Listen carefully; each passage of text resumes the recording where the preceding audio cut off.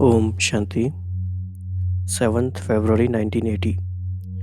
आज का टाइटल है विचित्र राज्य दरबार। Title itself is very interesting और आज की मुरली में काफ़ी सारी इम्पोर्टेंट बातें हैं। तो सबसे पहली बात यह है कि आज की मुरली एक ट्रेनिंग मॉड्यूल है। किस बात की ट्रेनिंग है? दुनिया में बहुत सारे तरह की ट्रेनिंग दी जाती है। आर्मी में जाने के लिए या फिर किसी खास सर्विसेज में जाने के लिए, चाहे वो IAS IPS की बात हो बनने की, लेकिन राजा बनने की ट्रेनिंग शायद कहीं नहीं दी जाती और विश्व के राज्याधिकारी बनने की ट्रेनिंग तो कहीं भी नहीं दी जाती। लेकिन सुप्रीम टीचर, परम शिक्षक हमें स्वराज्य अधिकारी बनने की और विश्व राज्य अधिकारी बनने की ट्रेनिंग देते हैं अपने नॉलेज के द्वारा। तो सारी ही अव्यक्त मुरलियाँ, सारी ही साकार मुरलियाँ ट्रेनिंग मॉड्यूल्स हैं बेसिकली। लेकिन today's Murli in particular, this is a very special Murli to become world emperor and to become self-sovereign। तो आज की मुरली से हमें क्या क्या मिलने वाला है वो हमें बहुत क्लियर होना चाहिए। इसीलिए हर मुरली में हमें लर्निंग आउटकम्स पे फोकस करना है। हम मुरलियाँ इसीलिए स्टडी नहीं कर रहे क्योंकि एक रिचुअल है, हमें करना ही है या हमें कहा गया है, बल्कि इसीलिए हम करते हैं क्योंकि हमें कुछ फोकस करना है कुछ बातों पर। तो हमारे लर्निंग आउटकम्स आज की मुरली से क्या है? बाबा ने बताया कि जैसे आपका विचित्र राज्य दरबार है, तो आपके दरबार में कौन कौन है वो आपको पता होना चाहिए। एक बात हमें और पता होना चाहिए। एक बार अव्यक्त मुरली में बाबा ने कहा, शिव बाबा ने कहा ब्रह्मा बाबा के बारे में कि ब्रह्मा संपूर्ण कैसे बना। तो बाबा हर 18 जनवरी को बताते रहे हैं ब्रह्मा बाबा ने क्या क्या तरीके यूज़ किए। उसमें से एक बहुत सिग्निफिकेंट तरीका है रोज़ रात को अपनी दरबार लगाना या अपनी कचहरी लगाना। तो ब्रह्मा बाबा का यह मुख्य अभ्यास था, की प्रैक्टिस थी। बेंगलोर में जो स्पार्क के अंबिका दीदी हैं वो भी इस अभ्यास पर बहुत फोकस कराते हैं। तो हम पहले जानेंगे कि हमारे दरबार में कौन कौन है। तो बाबा ने कहा सबसे पहले आपके 3 तो मुख्य मंत्री हैं, 3 मिनिस्टर्स हैं। आप समझ गए होंगे कौन से हैं वो, मन बुद्धि संस्कार, राइट। तो सबसे पहले इनके ऊपर शासन करना है, इसकी देख रेख है। उसके बाद बाबा ने कहा आपके अष्ट रतन हैं या 8 ज्वेल्स हैं, अष्ट प्रधान कहो, अष्ट सहयोगी कहो, कुछ भी कहो, यह है 8 मुख्य शक्तियाँ। और तीसरी बात बाबा ने कही आपकी प्रकृति भी दासी है, प्रकृति भी आपकी सेवाधारी है या प्रकृति आपकी सहयोगी है। तो ये एक बेसिक ओवरव्यू हमें माइंड में रहना चाहिए। 3 हमारे मुख्यमंत्री हैं, 8 हमारे मुख्य सहयोगी हैं या अन्य मंत्री हैं, और प्रकृति भी हमारी सहयोगी है या दासी है, जो भी शब्द आपको कहना सही लगे। तो ये लर्निंग आउटकम की मेन बात है। इसके अलावा आज बाबा ने 40 क्वेश्चंस बच्चों से पूछे हैं। तो ये हमारे लिए बहुत बड़ी सहूलियत हो गई या हमें बहुत सारा खजाना मिल गया कि ये प्रश्न हम अपने आप से पूछने के लिए यूज़ करेंगे। मीन्स जब जब हम स्वराज्याधिकारी बनने का अभ्यास करेंगे, चाहे हम अपनी पर्सनल रिट्रीट करें 3 डेज़ का प्लान बना के, 7 डेज़ का प्लान बना के, तो ये सारे क्वेश्चंस हम एज इट इज़ यूज़ कर सकते हैं। और आप सोचिए कि अगर आप एक क्वेश्चन पे भी सिर्फ 5 मिनट दें तो 40 क्वेश्चंस पे आपको कितना सारा टाइम देना पड़ेगा। तो you need more than 1 day for that. तो वो सारे प्रश्न यहाँ पर हैं, एक एक करके सारे प्रश्न हम देखेंगे। और बाबा ने क्या क्या आज की मुरली में कहा, जैसे राज्य दरबार की बात हुई है तो वो सारी बातें हम देखेंगे।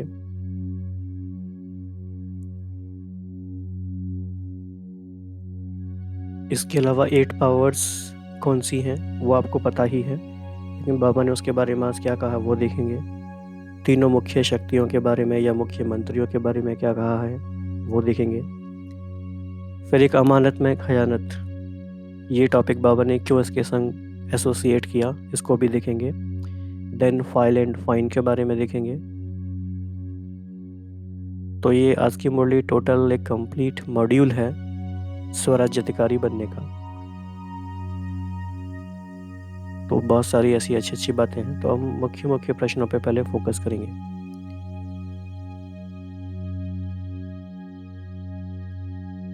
तो छोटी सी डेफिनेशन पहले बाबा ने दी कर्मातीत के बारे में। एक है स्थिति हम कर्म के अधीन हैं, दूसरा है कि हम कर्म अधिकारी हैं, कर्म हमारे अधीन है। ऐसी स्थिति को कर्मातीत स्थिति कहते हैं। इसके अलावा फिर बाबा ने राज्य दरबार की बात शुरू की। तो सबसे पहली बात है इसमें कि राज्य दरबार रोज लगाते हो या कभी कभी लगाते हो। तो हम सब ने राज्य दरबार अपनी कभी ना कभी तो लगाई है ही। चाहे कोई जब हमें ऐसी क्लास कराता है तो हम कर लेते हैं, या किसी मुरली में आता है तो कर लेते हैं, किसी कमेंट्री में आता है तो करते हैं, या कभी कभी हम खुद की चॉइस से भी करते हैं। लेकिन हमें ये अपना संस्कार बनाना है। चाहे हम चार्ट लिखते हैं, चाहे हम पोता मिल लिखते हैं, हमें रोज़ अपनी राज दरबार लगानी है। तो इसके बारे में बाबा और गहराई में जाएंगे कि इसमें क्या क्या करना है। तो पहली बात है कि डेली होना चाहिए, ये फोकस है। दूसरी बात यह है कि राज्य कारोबारी अपने कार्य की रिजल्ट देते हैं। तो जो भी आपके 3 मुख्य मंत्री हैं, या 8 आपकी शक्तियां हैं, या आपकी 5 कर्मेंद्रियां हैं, उन सबके कार्य की रिजल्ट वो देते हैं। क्योंकि दरबार लगाने का मीनिंग ही ये है कि वी होल्ड देम अकाउंटेबल कि आज दिन भर क्या हुआ, क्या किया, या जो कहा गया था वो हुआ या नहीं, या कोई भी खजाने व्यर्थ गए या खजाने कार्य में लगाए। तो जब उनके कार्य की रिजल्ट देखेंगे तो फिर ये बात भी निकल कर आएगी कि जो भी सारे कारोबारी हैं, क्या वो अधिकारी के या राजा के ऑर्डर में हैं। क्योंकि कई बार ऐसा होता है कि कुछ कारोबारी गुपचुप तरीके से राजा के खिलाफ षड्यंत्र रचते हैं और विद्रोह करने की कोशिश करते हैं, और राजा को पता भी नहीं चलता। तो जब तक ये चेकिंग ना हो तब तक पता नहीं चलेगा। इसी तरह से कि आपके राज्य दरबार में कोई खिटखिट तो नहीं है, कुछ 2-3 कारोबारी मिलके आपके अगेंस्ट कोई षड्यंत्र तो नहीं कर रहे, खिटखिट तो नहीं करते, कोई धोखा तो नहीं देते। ये सब काफ़ी गहरी चेकिंग के पॉइंट्स हैं, इसमें हमें बहुत डीप जाना है। और कई बार फिर क्या होता है कि चलने के बजाय वो चलाने तो नहीं लग जाते। क्योंकि अक्सर देखा गया है इतिहास में भी, जब जब कोई राजा कमज़ोर हुआ, या जब जब कोई राजा अपनी विलासिता में डूब गया, तो वहाँ के जो कार्टियर्स होते हैं, जो कोर्ट में लोग होते हैं, जो बाकी के कारोबारी होते हैं, वो राजा के ऊपर हावी हो जाते हैं। वो चलने के बजाय राजा को ही चलाने लग जाते हैं। तो कहीं ऐसी स्थिति तो नहीं आ गई है? क्या राजा सबको चला रहा है, या राजा को सब लोग चला रहे हैं? ये भी चेकिंग करना है। इसी तरह से अधिकारियों का राज्य है या प्रजा का राज्य है, तो किसका राज्य है? ये भी काफ़ी अच्छा पॉइंट है। फिर कई बार क्या होता है ना कि कोई जब नुकसान हो जाता है, कोई इंट्रूजन हो जाता है, कोई दुश्मन घुस जाता है देश में या राज्य में, तब राजा को होश आता है। तो होश कब आता है? आक्रमण से पहले, दुश्मन के आक्रमण से पहले, या उसके बाद? तो ये भी चेक करना है। तो बाबा ने इतनी सारी बातें बता के, हमें चेकिंग के बहुत डीप पॉइंट्स बता के, फिर बाबा ने पूछा कि क्या इतना अटेंशन देते हो? तो क्या हम बाबा को जवाब देंगे इतना अटेंशन हम देते हैं राज्य दरबार का, या हमें यह भी नहीं पता कि राज्य दरबार लगानी भी है और हम राजा हैं? तो इस क्वेश्चन का आंसर आप सबको देना है। आप सब बता सकते हैं नीचे कमेंट बॉक्स में कि क्या हम इतना अटेंशन देते हैं जितना बाबा दिलवा रहे हैं। तो ये मुख्य बातें हमने चेकिंग की देखी। कुछ और बातों पे हम आते हैं।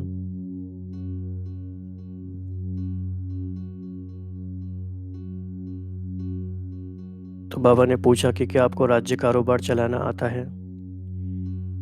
क्योंकि एक बात समझनी हमें यह भी ज़रूरी है कि विश्व के राज्य को चलाने के संस्कार हमें अभी संगम युग पर भरने हैं। और वो संस्कार भरने की ट्रेनिंग ये है कि अभी हम स्वराज्य अधिकारी बने। जितना जितना हम यहाँ पे स्वराज्य अधिकारी बनते जाएंगे तो विश्व राज्य अधिकारी बनने के भी हम एलिजिबिलिटी को पा सकेंगे। तो क्या हमें राज्य कारोबार चलाना आता है? फिर नेक्स्ट क्वेश्चन है, आपकी दासी ठीक कार्य कर रही है? प्रकृति को बाबा ने यहाँ दासी कहा। क्या वो प्रकृति जीत के ऑर्डर प्रमाण है? तो यहाँ से हमें एक स्वमान भी मिल गया। तो हम कौन हो गए? हम प्रकृति जीत आत्माएं हैं। तो प्रकृति जीत के ऑर्डर प्रमाण प्रकृति है या प्रकृति के ऑर्डर में प्रकृति जीत आत्माएं हैं? तो प्रकृति के अधीन हो गए बेसिकली, प्रकृति के ऑर्डर में तो नहीं चलते। फिर मुख्य 8 सहयोगी शक्तियां आपके कार्य में सहयोग देती हैं। ये चेकिंग का बहुत बड़ा पॉइंट है, क्योंकि पहली बात तो 8 शक्तियां, उनका विस्तार, उनकी चेकिंग, इसमें काफ़ी समय चाहिए और बहुत मज़े वाली प्रैक्टिस है ये। तो आप में से जो भाई बहन ऐसा करते रहे हैं अब तक, कई भाई बहन बहुत अच्छे से करते भी हैं, तो आप अपने अनुभव शेयर कर सकते हैं। तो चाहे आप नीचे लिख के कमेंट बॉक्स में शेयर करें, चाहे आप अपने ऑडियो से भेजें, आप कैसे भी बता सकते हैं ताकि और भाई बहनों के साथ भी शेयर हो सकते हैं। तो मुख्य 8 शक्तियाँ, फिर तीनों ही शक्तियाँ ऑर्डर में हैं, मन बुद्धि संस्कार, 8 शक्तियाँ ऑर्डर में हैं। तो मंत्रिमंडल ठीक है या हिलता है? तो क्या हाल है मंत्रिमंडल का?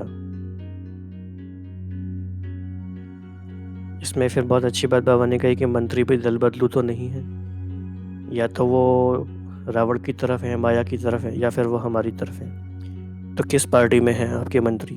मन किसकी तरफ ज़्यादा है? या एक ही दिन में मन का आधे टाइम उधर रहता है, आधे टाइम इधर रहता है? ऐसा तो नहीं है। तो क्या वो माया के मुरीद तो नहीं बन जाते हैं? राइट। तो अभी तक भी कंट्रोलिंग पावर नहीं। तो इतनी सारी शक्तियों में से बाबा ने एक शक्ति का एग्जाम्पल लेके बात किया कि अभी तक भी अगर कंट्रोलिंग पावर नहीं है तो फाइनल में फाइन भरना पड़ेगा फिर। और एक और बात बाबा ने पूछी कि अभी फाइलों के भंडार भरे हुए हैं या फाइलें आपकी खाली होती जा रही हैं? तो फाइल का मतलब है कि बहुत सारा पेंडिंग टास्क है, बहुत सारा काम बाकी है। File means pending task, right.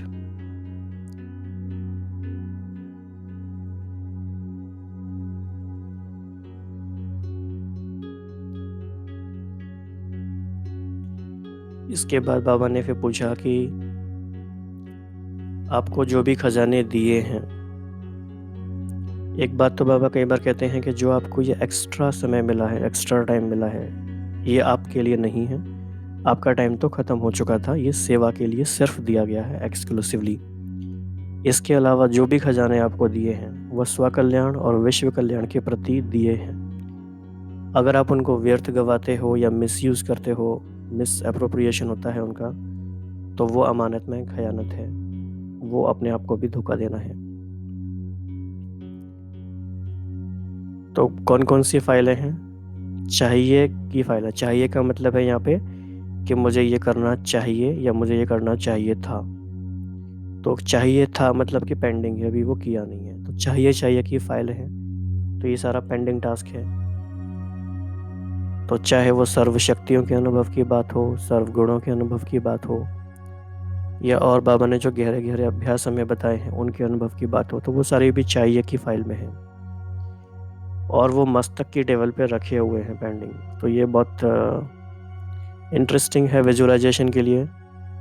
वैसे भी कोई भी पेंडिंग चीज़ होती है तो वो मस्तक पे यानी माथे पे ऐसी रखी रहती है कि फिर माथा भारी रहता है, और जब तक वो काम हो नहीं जाता तो मन हल्का नहीं होता है। तो आप विजुअलाइज कर सकते हैं कि आपके मस्तक पर बहुत सारी फाइल्स रखी हुई हैं और आपको उनको जल्दी जल्दी निपटाना है, फाइनल करना है। क्योंकि बाबा ने कहा कि जो यहाँ पे स्वराज्य दरबार लगाकर ये सारा काम फिनिश करेंगे तो फिर उनको धर्मराज की दरबार में स्वागत होगा, न कि वहाँ बार बार सौगंध खानी पड़ेगी। तो स्वागत या सौगंध, ये अगेन चॉइस हमारी है। फिर बाबा ने कहा कि अगर चलाते रहेंगे अपनी सारी बातों को, पुरानी ही बातों को, पुराने ही फाइल्स को, पुराने ही खाते को, तो जितना चलाते रहेंगे उतना ही चिल्लाना पड़ेगा। तो बाबा ऐसे राइमिंग टर्म्स यूज़ करते हैं ताकि हमें वो याद भी रहें और फिर हम उनके गहराई में चिंतन में जा सकें। तो क्या होता है, मत परमत और जनमत की मिलावट हो जाती है। तो परमत और जनमत इसमें नहीं आना है। फिर बाबा ने कुछ और सूक्ष्म जो गड़बड़ हम करते हैं उसकी तरफ इशारा दिलाया है। बाबा ने कई कई बार है ना रियलाइज़ नहीं करते और ऐसे ऐसे कर्म करते रहते हैं कि स्वयं का दुख जमा करते रहते हैं। उन्हें लगता ही नहीं, उनको पता ही नहीं चलता, लेकिन स्वयं का दुख जमा कर रहे हैं।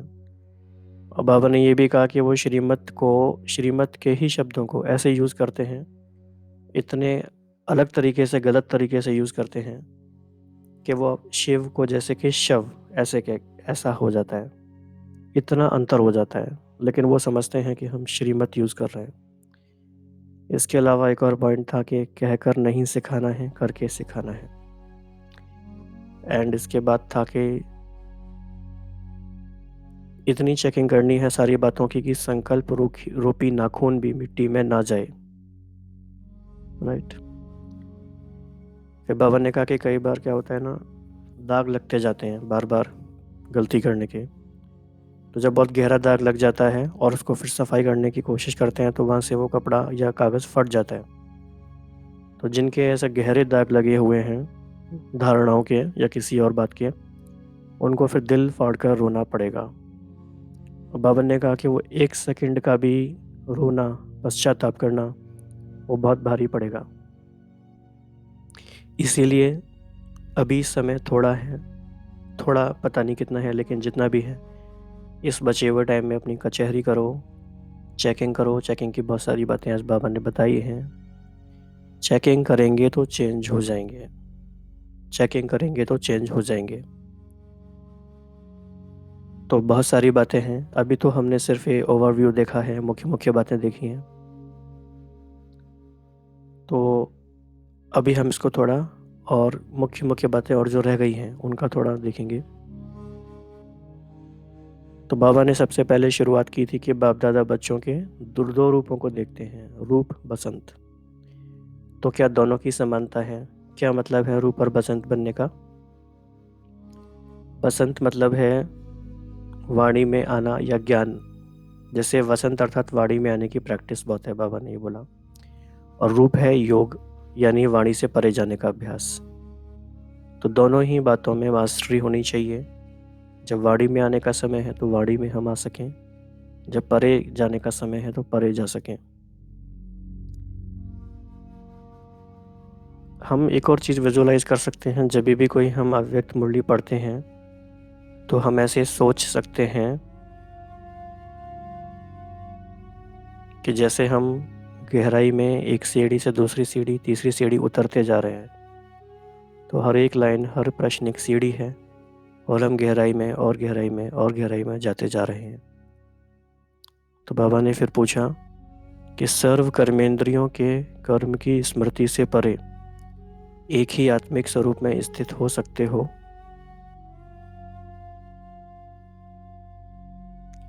कर्म खींचता है या कर्मातीत अवस्था खींचती है? ये काफ़ी अच्छा पॉइंट है।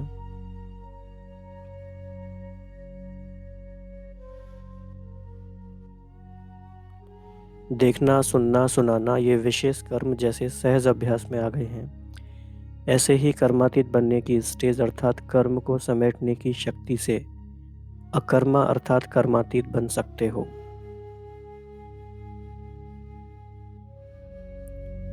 एक है कर्म अधीन स्टेज, दूसरी है कर्मातीत अर्थात कर्म अधिकारी स्टेज।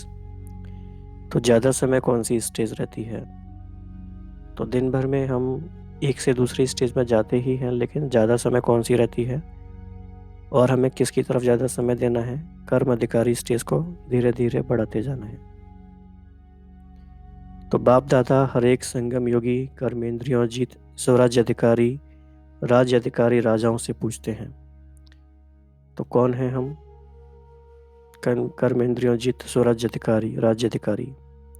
तो ये हमारी दरबार है, आप ऐसे विजुलाइज कर सकते हैं।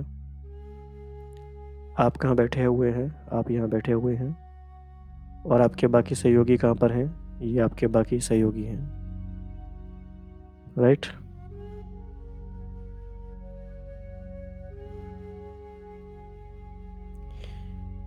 तो क्या पूछ रहे हैं कि हर एक की राज्य कारोबार ठीक चल रही है?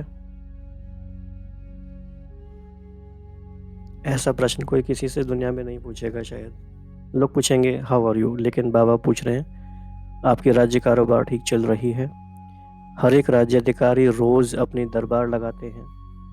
यहाँ पे जो की वर्ड है चेकिंग का वो है रोज, डेली, या डेली लगाते हैं। राज्य दरबार में राज्य कारोबारी अपने कार्य की रिजल्ट देता है। तो परफॉर्मेंस का क्या एनालिसिस है, कैसी परफॉर्मेंस रही सभी की? क्या हर एक कारोबारी आप राज्य अधिकारी के ऑर्डर में है? कोई भी कारोबारी खयानत व मिलावट व किसी भी प्रकार की खिटखिट तो नहीं करते हैं? आपको इन प्रश्नों को लेके 5-5 मिनट, 10-10 मिनट या जितना भी आप समय देना चाहें, जितना ज़्यादा देंगे उतना ही ठीक है, लेकिन कम से कम 5 मिनट्स हर एक प्रश्न को देना ही है। तो क्या आप राज्य अधिकारी को धोखा तो नहीं देते हैं? कभी आप राज्य अधिकारी को धोखा तो नहीं देते हैं? चलने के बजाय चलाने तो नहीं लग जाते हैं? आप राज्य अधिकारियों का राज्य है या प्रजा का राज्य है? ऐसी चेकिंग करते हो या दुश्मन आता है तब होश आता है? रोज अपनी दरबार लगाते हो या कभी कभी दरबार लगाते हो? तो क्वेश्चन नंबर 15 इम्पॉर्टेंट है, क्योंकि कभी कभी तो हम करते ही हैं, लेकिन कभी कभी काफ़ी नहीं है। तो क्या हाल है आपके राज्य दरबारियों का? राज्य कारोबार ठीक है? इतना अटेंशन देते हो तो क्या हम रियली इतना फोकस्ड हैं? क्या हम इतना अटेंशन देते हैं? ये प्रश्न इम्पॉर्टेंट है। क्वेश्चन नंबर 18, फिर अभी के राजा ही जन्म जन्मांतर के राजा बनेंगे? ये बात भी हमको समझ लेनी है।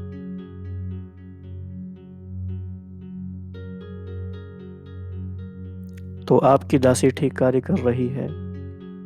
सबसे बड़ी से बड़ी दासी है प्रकृति। प्रकृति रूपी दासी ठीक कार्य कर रही है। प्रकृति जीत के ऑर्डर प्रमाण अपना कार्य कर रही है। प्रकृति जीत प्रकृति के ऑर्डर में तो नहीं आ जाते। तो ये प्रकृति की सारी बात हो गई, यहाँ से यहाँ तक। आपके राज्य दरबार की मुख्य 8 सहयोगी शक्तियां आपके कार्य में सहयोग दे रही हैं। ये एक तरह से कह सकते हैं कि ऑडिट भी है, रिव्यू भी है। तो राज्य कारोबार की शोभा है ये अष्ट शक्तियां, अर्थात अष्ट रतन या फिर अष्ट सहयोगी। तो 8 ही ठीक हैं। तो अपने रिजल्ट चेक करो।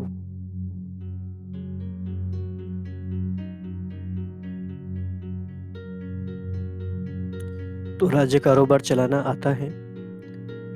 अगर राज्य अधिकारी अलबेलेपन की नींद में व अल्पकाल की प्राप्ति के नशे में व व्यर्थ संकल्पों के नाच में मस्त होंगे तो सहयोगी शक्तियां भी समय पर सहयोग नहीं देंगी। ये कितनी डीप बातें हैं, देखो। अलबेलेपन की नींद में है या अल्पकाल की प्राप्ति के नशे में है या व्यर्थ संकल्पों के नाच में मस्त। ये काफ़ी इम्पोर्टेंट पॉइंट है। ये पॉइंट बहुत डीप है, क्योंकि ये पता ही नहीं चलेगा कि ये भी कोई खराब बात है क्या, अल्पकाल की प्राप्ति के नशे में। इस पॉइंट के बारे में आप भाई बहनों का क्या सोचना है, आप ज़रूर बताएं, क्योंकि ये ऐसी बातें हैं जो मिस हो जाती हैं पढ़ने में, लेकिन फोकस करना है। क्योंकि अलबेलेपन को हम समझ लेंगे बुरा है, व्यर्थ संकल्पों को भी सोच लेंगे, लेकिन अल्पकाल की प्राप्ति का नशा क्या है जिसके कारण शक्तियाँ सहयोग नहीं देती हैं। तो क्या समझें रिजल्ट। आजकल बाप दादा हर एक बच्चे की भिन्न भिन्न रूप से रिजल्ट चेक कर रहे हैं। आपको पता ही होगा पिछली 4-5 मुरलियों से जो भी भाई बहन डेली पढ़ रहे हैं उनको बहुत अच्छे से पता होगा। 1980s में जो पिछली 4-5 मुरलियाँ आई हैं, बाबा उसमें चेकिंग कर रहे हैं।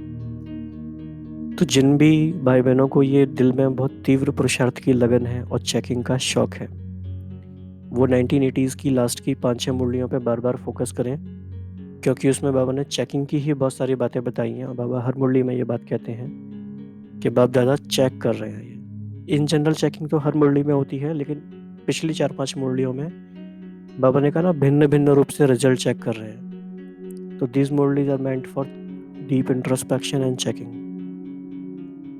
तो बाप तो चेक कर रहे हैं, लेकिन क्या आप अपनी रिजल्ट भी चेक करते हो? तो पहले तो है संकल्प शक्ति, निर्णय शक्ति और संस्कार शक्ति। निर्णय शक्ति माना बुद्धि।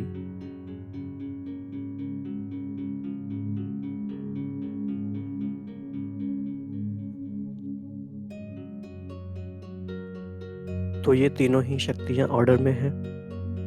फिर 8 शक्तियां ऑर्डर में हैं। ये 3 शक्तियां हैं महामंत्री। महामंत्री हैं ये, ओके। ये टर्म पे हमें फोकस करना था। महामंत्री हैं ये, ओके। तो मंत्रिमंडल ठीक है या हिलता है? आपके मंत्री भी दल बदलू तो नहीं है? कभी माया के मुरीद तो नहीं बन जाते हैं? अगर अभी तक भी कंट्रोलिंग पावर नहीं होगी तो फाइनल रिजल्ट में क्या होगा? फाइन भरने के लिए धर्मराजपुरी में जाना पड़ेगा। यह सजाएं फाइन है। रिफाइन बन जाओ तो फाइन नहीं भरना पड़ेगा। जिसकी अभी से राज्य दरबार ठीक है, वह धर्मराज की दरबार में नहीं जाएंगे, ओके। धर्मराज भी उनका स्वागत करेगा। स्वागत करनी है या बार बार सौगंध खानी है? क्या सौगंध खाते हैं? अभी नहीं करेंगे, अभी नहीं करेंगे। तो अपना फाइनल फैसला कर लिया है कि अभी फाइलों के भंडार पड़े भरे हुए हैं। खाता क्लियर हो गया है या मस्तक के टेबल पर यह नहीं किया है, यह नहीं किया है, ये फाइलें रही हुई हैं। तो कौन सी फाइल्स हैं? जब फाइल की बात आ रही है तो पेंडिंग चीज़ें हैं जो करना चाहिए या करना चाहिए था। तो ऐसी हमारी बहुत सारी चीज़ें होंगी। और इट्स नॉट रियली बैड कि ठीक है, वो हमें अगर पता चल जाए तो हमें उनको फाइनल करना है फिर धीरे धीरे। तो पुराने वर्ष के साथ पुराना खाता ख़त्म किया, तो नए साल में भी पुराने खाते को जमा करके लंबा किया है, कैरी फॉरवर्ड किया है या फिनिश किया है? क्या किया है? तो वर्ष परिवर्तन हुआ तो संस्कार भी परिवर्तन हुआ। अगर अभी तक भी पुराने खाते का हिसाब किताब चुकता ना कर बढ़ाते चलेंगे तो रिजल्ट क्या होगी? जितना पुराना खाता चलाते रहेंगे उतना ही चिल्लाना पड़ेगा, और ये चिल्लाना बड़ा दर्दनाक है। एक एक सेकंड एक वर्ष के समान अनुभव होगा। इसीलिए अभी भी शिव मंत्र द्वारा समाप्ति कर दो। अभी कईयों के खाते भस्म नहीं हुए हैं। अभी पुराने खाते ही चला रहे हैं। तो क्या चला रहे हैं, क्या किया? ये काफ़ी इंपॉर्टेंट पैराग्राफ है। सुनाया था कि कईयों की 3 शक्तियां अभी भी बाप के सर्व खजानों में खयानत कर रही हैं। बाप ने खजाने दिए हैं स्वकल्याण और विश्व कल्याण के प्रति, लेकिन उनको व्यर्थ तरफ लगाना, अकल्याण के कार्य में लगाना, यह अमानत में खयानत हो रही है। श्रीमत के साथ परमत और जनमत की मिलावट हो रही है। तो मिलावट करने में होशियार भी बहुत है। रूप ऐसा ही रखते हैं जैसे कि श्रीमत है। शब्द मुरली के ही लेंगे, लेकिन अंतर इतना होगा जैसे शिव और शव। शिव बाप के बजाय शव में अटकेंगे। उनकी भाषा बड़ी रॉयल रूप की होती है। सदैव अपने को बचाने के लिए किसने किया है, कौन देखता है, ऐसे दिलासे से स्वयं को चलाते रहते हैं। समझते हैं कि दूसरों को धोखा देते हैं, लेकिन स्वयं का दुख जमा कर रहे हैं। कितनी बड़ी बात है ये। एक का 100 गुना होकर जमा होता रहता है। इसीलिए खयानत और मिलावट को समाप्त करो।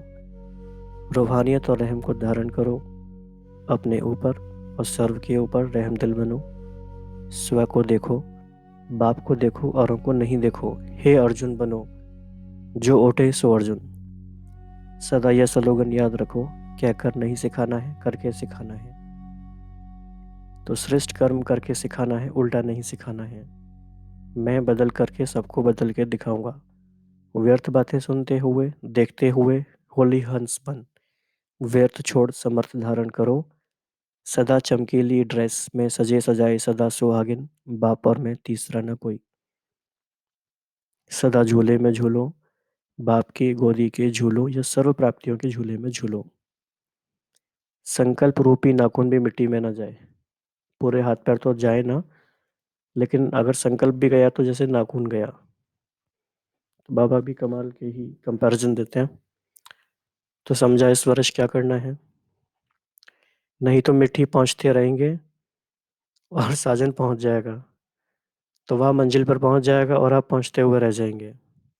बारातियों की लिस्ट में आ जाएंगे। समय का इंतजार नहीं करना, क्योंकि मिट्टी में पहुंचेंगे तो क्या हुआ, आप गंदे हो जाएंगे। गंदे हो जाएंगे तो आपको अपना पहुंचना पड़ेगा, आपको क्लीन करना पड़ेगा अपने आप को।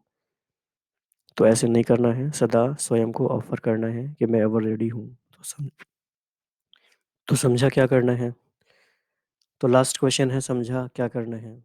क्या हमने बाबा की बात पूरी समझ ली है। तो बीते हुए वर्ष की रिजल्ट में अभी कईयों के खाते क्लियर नहीं है। अभी तक पुराने पुराने दाग भी कईयों के रहे हुए हैं। रबड़ भी लगाते हैं फिर दाग लगा देते हैं। कईयों का तो पहले छोटा दाग है, लेकिन छिपाते छिपाते बड़ा कर दिया है। कई छिपाते हैं और कई चालाकी से अपने को चलाते हैं, इसीलिए गहरा दाग होता जाता है। जैसे बहुत गहरा दाग होता है तो जिस चीज़ पर दाग होता है वह चीज़ फट जाती है, चाहे कागज़ पर चाहे कपड़े पर। तो वैसे ही यहाँ भी गहरे दाग वाले को दिल फाड़ कर रोना पड़ेगा। यह मैंने किया ऐसे दिल फाड़ कर रोना पड़ेगा। अगर एक सेकंड भी वह दृश्य देखो तो विनाश काल से भी दर्दनाक है। इसीलिए सच्चे बनो, साफ बनो। बाप दादा को अभी भी रहम आता है, इसीलिए रोज अपनी राज दरबार लगाओ। कचहरी करो, चेंज चेक करने से चेंज हो जाएंगे।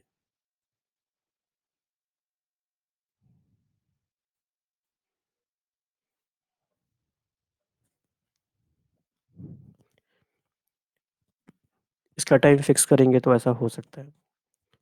तो ऐसे स्व परिवर्तन द्वारा विश्व परिवर्तन करने वाले, सदा राज्याधिकारी, सदा रूहानियत और रहम की वृत्ति वाले, विश्व में सदा सुखी शांत वायुमंडल बनाने वाले, भटकती हुई आत्माओं के लिए लाइट हाउस और माइट हाउस, ऐसे दृढ़ संकल्प करने वाले, पुरानी दुनिया के आकर्षण से दूर रहने वाले, ऐसी श्रेष्ठ आत्माओं को बाप दादा का याद प्यार और नमस्ते। हम सभी बच्चों का हमारे प्यारे बाप दादा को धन्यवाद और नमस्ते। फिर बाबा ने सेवाधारियों को दो अच्छी बातें कही। सेवाधारी बनना अर्थात बाप समान बनना, और सेवा का चांस मिलना अर्थात लॉटरी का नाम निकलना। ये बात सही है। अभी भी हम ये अनुभव कर रहे हैं मधुबन में जब हैं तो सेवा का चांस मिलना सच में लॉटरी निकलने जैसी बात है। थोड़े समय में इतनी इतनी सारी बातें मिलती हैं, इतनी झोली भर जाती है अनुभवों से, फिर वो चलती ही रहती है। तो now he is our supreme trainer. तो आज हमने समझा, तो लर्निंग आउटकम्स क्या रहे हमारे, स्वराज्य की दरबार कैसे चलानी है इस बारे में हमने सीखा। 40 क्वेश्चंस को हमें यूज़ करना है चेकिंग के लिए। इसको हम 3 दिन भी टाइम दे सकते हैं, आज की मॉड्यूल को 7 डेज भी दे सकते हैं, और 1 डे तो कम से कम है ही। और ये ट्रेनिंग मॉड्यूल है हमारा स्वराज्य अधिकारी बनने का और विश्व राज्य अधिकारी बनने का। 3 हमारे महामंत्री हैं, 8 हमारे अन्य मंत्री हैं, और प्रकृति भी हमारी सहयोगी है या दासी है।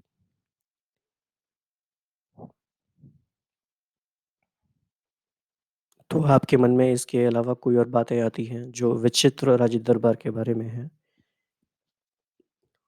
तो आप इसमें शेयर कर सकते हैं अपनी बातें। तो अभी हम 1 मिनट के लिए